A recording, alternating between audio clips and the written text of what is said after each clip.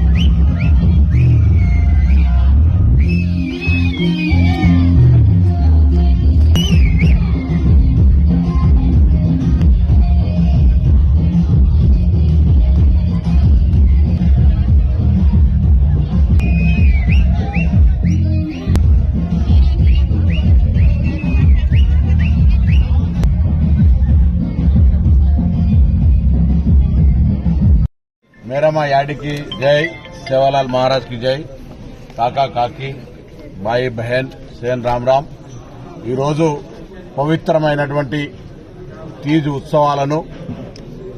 ఘనంగా వేడుకగా జరుపుకుంటున్నటువంటి హుస్నాబాద్ నియోజకవర్గము, తెలంగాణ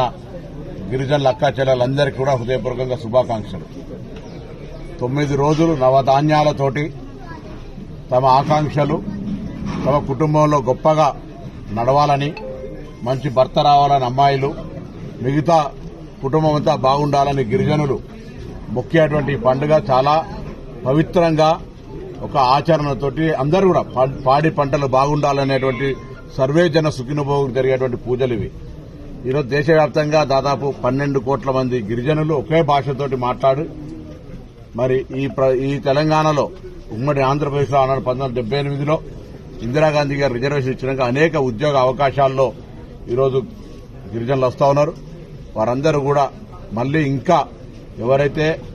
ప్రభుత్వ కార్యక్రమాల లోపల భాగస్వాములు కాలేకపోతా ఉన్నారో, ఎక్కడైతే తండాల్లో ఇంకా సౌకర్యాలు అవసరం ఉన్నాయో, ఈ తెలంగాణ ప్రభుత్వం రేవంత్ రెడ్డి గారి నాయకత్వంలో ఉన్న మా ప్రభుత్వం ప్రజాపాలన ప్రభుత్వం వాళ్ళ పట్ల ప్రత్యేక శ్రద్ధ తీసుకునేటువంటి ఆలోచన చేస్తా ఉంది. కాబట్టి ఈ సందర్భంగా వారందరికీ ఎవరైతే కొంత మేధావులుగా, చదువుకున్న వాళ్లుగా, ఉద్యోగస్తులుగా, గిరిజనుల నుంచి ఎదిగిన వాళ్లు ఎక్కడైతే ఇంకా విద్యకు దూరం ఉండి తండాల్లోనే